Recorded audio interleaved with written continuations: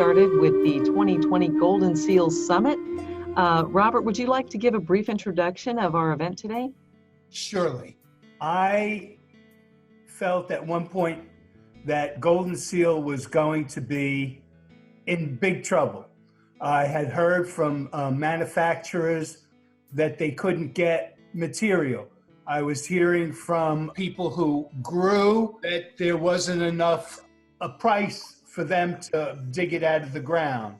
And it seemed that a whole bunch of the problem was on the wildcrafting.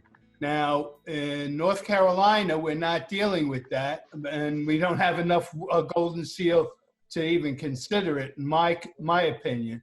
So I think that we just need to put it back on the endangered list in North Carolina and work with getting our Goldenseal growers to have their toolbox so that they can grow real easy. It's an easy plant to grow if it's in the right situation. And that toolbox will allow more farmers to come on board. And then the manufacturers need to have some kind of relationship with the people who are growing it so that people can go to sources like middle people like Ed, and numerous farms can sell to Ed, and Ed could then eventually sell to a manufacturer.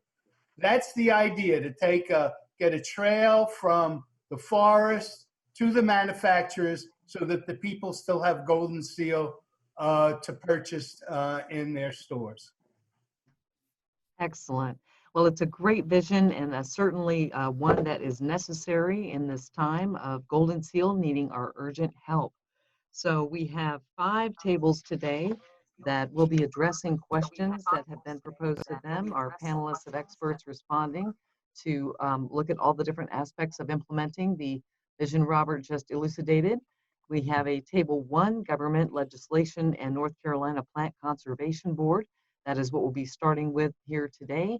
So starting at 1:30, then we'll move into forest farming until 1:55 with a break. Then at table 3, we'll relate to industry and all of the causes, different aspects of that whole topic of bringing the Goldenseal into products and out to the markets. Then table 4, beginning at 2:30, will be university and agricultural extensions, and moving that together with some herbalist people that we have combined, and then starting from 3 to 3:25, our table 5 nonprofits. So we can go ahead and begin with table number 1, which is John Ager, Gary Kauffman, Lesley, Starke. Now, I'm not sure if we've got all of our panelists in there yet for that whole table, but we can begin in whatever order you would like to go ahead, which John Ager is here. Lisa, I had asked Gary, who was there in 2012, to start us off, and Jeanine was there in 2010 when it was taken off, to give a little background, and then Lesley can come on with the new proposal. And John Ager was not in the house at that time. My name is Gary Kauffman. I'm the botanist, plant ecologist for the National Forest in North Carolina. We, here in the National Forest, we cover here in the mountains about 1 million plus acres across the Natahale and Pisgah. These 2 forests have some of the best suitable habitat for Goldenseal in North Carolina. About half of all the North Carolina documented populations occur within those 2 forests here in the mountains. And this represents probably the greatest number of populations and the largest populations on public lands in North Carolina.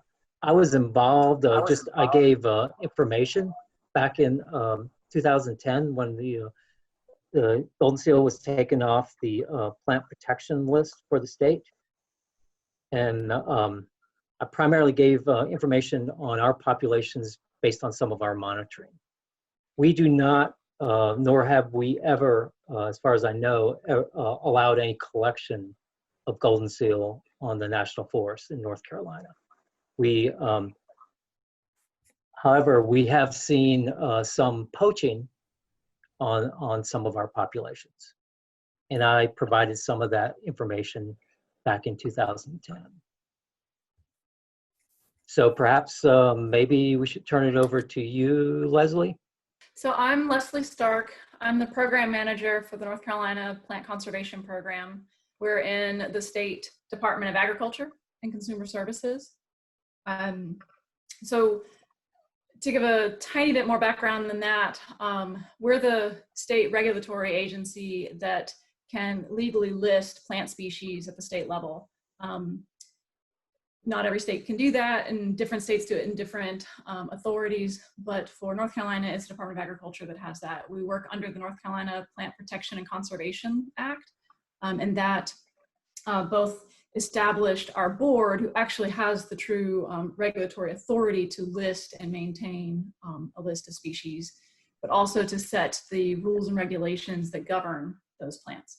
So this 2010 date that we're referring to was the last update to the protected plant list, which is part of the rules and regs under the Plant Conservation Board. As was mentioned before, Goldenseal was previously a state listed species on that list.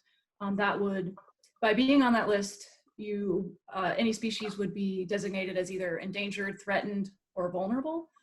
And it doesn't particularly matter which designation you have. All of the limits and regulations are shared equally for any species on the list. So you're either on or off. It doesn't matter if you're endangered or threatened, you're just as protected at any of those levels. So in 2010, after a re-review of the listed species and other track species in the state, Goldenseal was removed from that list, is what we're talking about. In the last maybe 2.5 years, the board has been working through a new set of proposed updates to the list to review the current status of listed species as well as not listed species to see if they warranted being listed. And they've, as of January, finished that review process. It's an interagency process through our scientific committee, which has memberships or folks representing multiple other agencies and organizations. And through that review process, it's been proposed that Goldenseal be relisted at the state level. The next steps for that process are to have a public comment period. That list was sent to be posted on the state register right before the coronavirus changed everyone's schedules dramatically. So that hasn't happened yet, but it is in the hopper to go out for public comment. So soon that will be available. It'll be a 60-day comment period. Steps following that would be to address any and all comments, and then so long as no major points are made to not carry forward, Goldenseal would be proposed to be re-added to the state list. Can I ask Lesley a question? This is John Ager. Go ahead. Yeah, my question is, I know the range of Goldenseal goes all the way up to Canada. What have other states done in Goldenseal? Sure. You know, I actually prepared a couple of PowerPoint slides. If you guys are interested, I could share my screen and show you a couple of maps that might help me answer that question. Is that possible? Yeah, go ahead. Okay. So this first slide is the range distribution of Goldenseal for the eastern US. You can see it does range into Canada. That's not the full map visible there, but you get the idea. What you're seeing here, this is from the BONAP website, which is the Floristic Synthesis of North America. So the brown areas are basically where no data occur. The green, the dark green represents a state that has some record of this species in the whole state. The bright green are the county level, well, they highlight counties and they represent that the species is present but not considered rare. And then the yellow indicates counties that know that have records of the species being present but considered rare. So that hopefully gives you a little bit of a picture of the range and state by state kind of how common or uncommon the species is. You can see for North Carolina, it's really just hugging the edge. Other states, it's more throughout. A similar map, but different. I go to my next slide. This is from NatureServe. They also do a tremendous amount of data management, and they collate data held by different states' natural heritage programs, which is the data clearinghouse for North Carolina. And they push this through their website and give a non-legal status assessment. They represent the species as vulnerable at the global level, which is what that G represents. And then each state or sub-national ranking is also provided at the state level. So you can see North Carolina in this yellow is showing vulnerable status, Virginia, West Virginia as well. And then these other levels of conservation status. So here's a little summary that I did prepare for what the other states are saying. So for North Carolina, currently it is a tracked species. So even though we took it off the list, the Heritage Program continues to collect and maintain data on this species. When folks visit known sites, like the data that Gary was talking about, when he and his staff do additional monitoring and they send that data in, it updates that ongoing database despite it not having a legal protected status. But it is tracked as significantly rare, which is the bare minimum to get onto that tracked database, but it's also noted as being exploited. It does see a lot more harvest than the next rare species maybe beside it. So like it says there, it is proposed for state listing as vulnerable on the protected plant list. South Carolina, it is not tracked.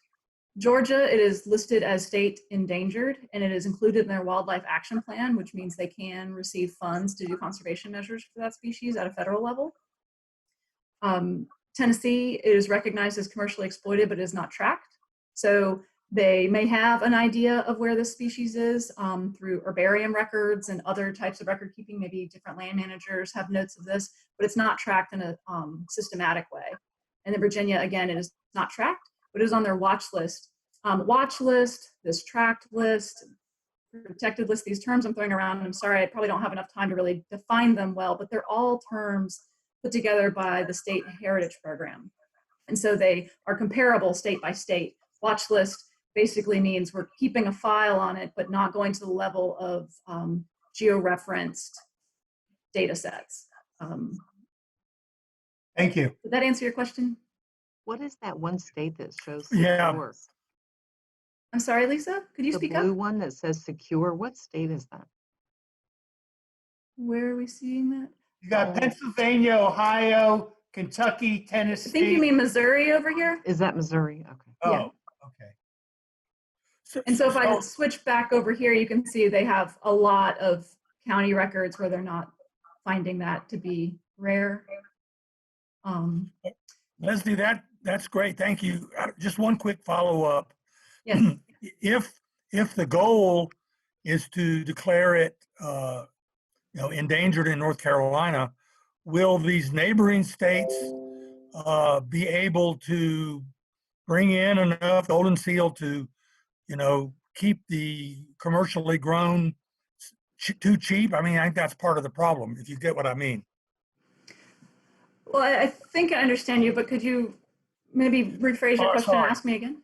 So if the neighboring states, it's not endangered, and people can collect it and sell it, just having it listed in North Carolina may not have much of an economic effect, is what I'm thinking. You're still going to have too much Goldenseal on the market. Is that? I'm not a real authority on this, so I'm just guessing. Well, John, let me just mention that we're concentrating on North Carolina right now. And that's all we can do. That's all we can do. All we can do. There is a United Plant Savers YouTube on Goldenseal that we've recommended in our emails to you. And Yes. so it talks a little bit more about the rest of the country other than North Carolina. But as far as this specific event, we're just dealing with North Carolina. Okay, got it. Thank you. Right. So in terms of what would happen by adding Goldenseal to the state protected plant list, that would limit or preclude wild harvest without a permit from our office. And the for nurseries or other institutions that were to grow the plant to propagate for sale, they would need a separate permit from our office. So those are like the two main regulations that being on the protected plant list really entail, is wild collection and propagation for sale. There are a few others, but those are the two that you know, most of the action is really seen. Lesley, this yes. is Jeanine. Hi, Jeanine. And I was involved in working with Goldenseal when it was an endangered species, and that Yes. permit process really was a holdup for us trying to encourage cultivation. Is the Department of Agriculture in a better position to make that, especially now with, you know, computers and Yeah. such where we are? Is that going to be more efficient for us? Because I hated seeing that that was a stumbling block for us. That is a great question. I'm glad you brought that up. I would have forgotten to mention it. So yes, since it wasn't really because of the 2010 update to the list, but since the last update to our protected plant list, we have pretty much completely changed the way we permit propagation for sale of listed species. Our permits for research purposes and wild collection and that half of things is still done through our immediate office, but the nursery side of things for certificates of origin is really the method we've been using instead of our permit system. They're fairly equivalent, but they do show up as separate entities in the rules and regs. We've switched that entirely to our field staff that you might know as our nursery inspectors. There are our plant pest specialists.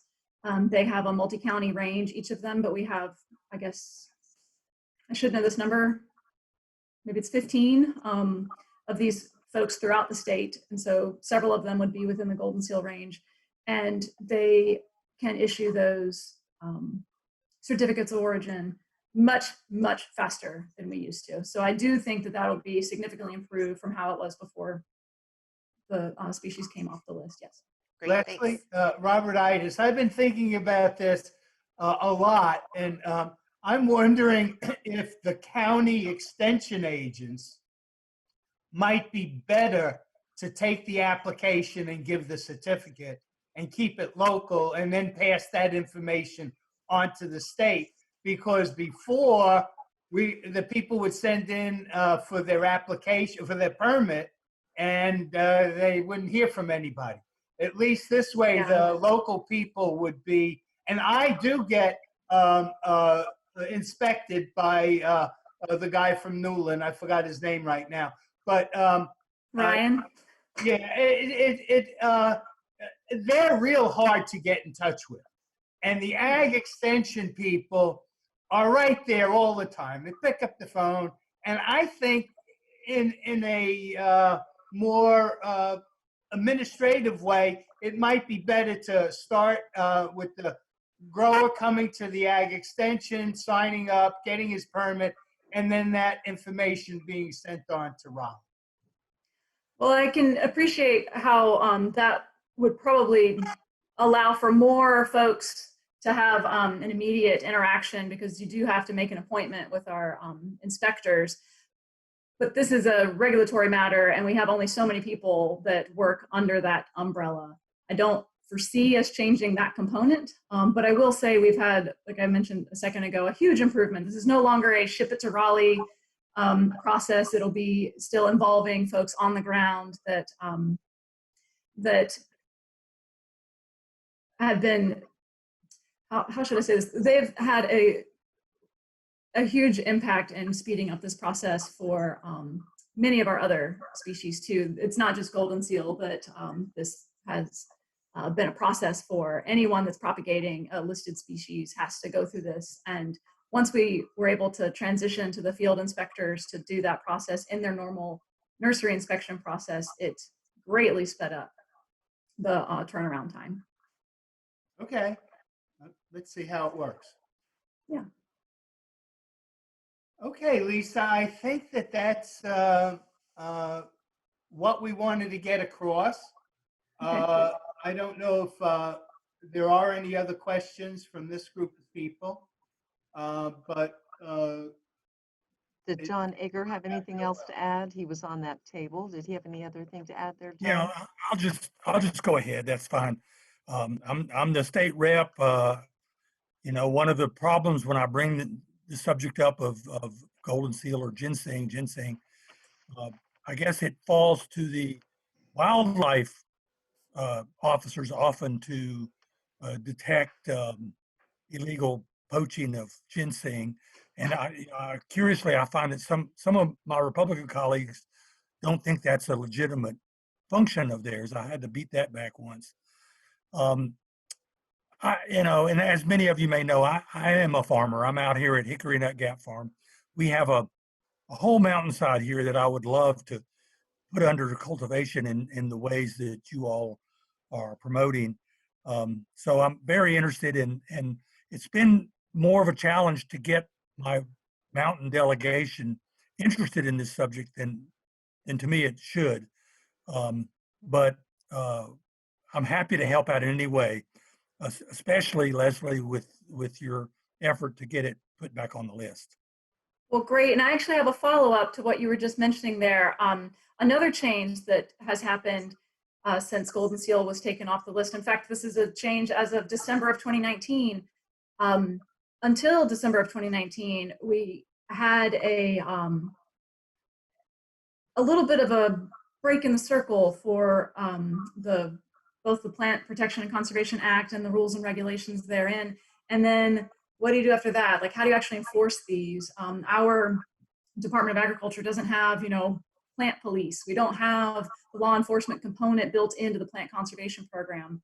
And so that did cause some difficulties in the enforcement side, unless we were able to see enforcement through a land holding agency that had their own, whether it be Wildlife Resources Commission or the National Parks and Forests. They have built-in law enforcement, but we really didn't. And December of 2019, the Department of Agriculture and Wildlife Resources Commission entered into an MOA to where they will be able to officially enforce our plant laws. So this is a humongous difference. It wasn't really workable before to be able to call Wildlife Resources Commission to ask them to, investigate suspected plant crimes. They didn't have really quite the right authority to do that. And so through long deliberations and great negotiations, that has been, that part of the circle has been closed. And so I think that's going to be a big game changer as well, especially for ginseng, but any plant. Well, ginseng plus any plant on our protected plant list. great. Yeah, great. That you would think that would be easy to do, but it sure wasn't. Yeah, some things just aren't, but it's done. So this is good. Right. Okay, I'm happy about this, Lisa. Maybe take a break and we can go on to the next table unless anybody else has anything else to add. Well, I do if we have the time. I was holding back because I wasn't for sure how we were doing in terms of staying on schedule. But I'm just curious about the robustness of the data. I was looking at the website while you were talking there and trying to get a sense of the data and how robust it is. And can you just tell me what your thoughts on that are? Because, I'm not questioning that golden seal is threatened or endangered, but the only thing I know that we really base that on is it's a lack of availability in the marketplace, or people just saying, I'm having a hard time finding it, which is different than a lot of monitoring sites that are showing this. And so for both, and I also wonder if there is equal access to private land as well as public in these monitoring locations. So can you just speak about the data a little bit? I'd be happy to. So the quick maps that I was showing a second ago of those observational data, that is not the data set we were using. That was just for kind of quick reference because they were already created maps. the data we're using are a much more structured data set that the Natural Heritage Program out of the Department of Cultural and Natural Resources is maintained. That includes data from many, many entities. Your point about equal access to private and public land is a decent one. I don't think it's true to say that private land has been surveyed to the extent that public lands have. However, the counties where Goldenseal is known to be from have had county level inventories done also by the Heritage Program. And those do get more boots on the ground, so to speak, into a wider variety of areas. It's still true that public lands have been surveyed more, but I think the robustness of the data is quite good. We always need more data. Sites need to be revisited, checked on, make sure that they're in still the same quality as they were the last time they were observed, because they are snapshots in time. For those sites that have been monitored for years, like the monitoring plots that Gary Kauffman was mentioning before, that builds a bigger picture of the trend. And so one thing I didn't mention on one of the other slides I had there was really how we go about evaluating these species and what their status is. It's not just what you mentioned, like, oh, I'm having a hard time finding it. It's really detailed accounting at individual populations and then how the multiple populations are doing within the state as well, and comparing at small and broad scales. So being able to determine what the threats are to every species that's listed is a mandatory part of the process. So we list, collate, I shouldn't say the word list and get us confused, but we bring together the top 3 threats. We note others, but we work with at least the top 3. We want to know how severe the threat is, how wide-ranging in scope the threat is to the species at the full population level. Some threats are devastating in one spot but don't really affect the species elsewhere, so we're trying to gauge that. And then also how immediate the threat is. Is it happening now? Is it something that's coming in the future? And it's actually this really kind of fun, if you get into the data of it, matrix level process where we evaluate those 3 levels of each threat for multiple threats, and then also consider the trend for populations throughout the state. And with all that information, to the best of our ability, to get good data at these sites, we're ending up with a pretty robust picture of what's going on. The main change between 2010 and now that has encouraged the board to consider relisting the species is a noted downward trend. So more populations have been decreasing over time, and we're able to track that with real data. And that's really where this came from. Excellent. Thank you very much. You're welcome. Yes, we are wrapping up Table 1 of Government Legislation and Plant Conservation Board.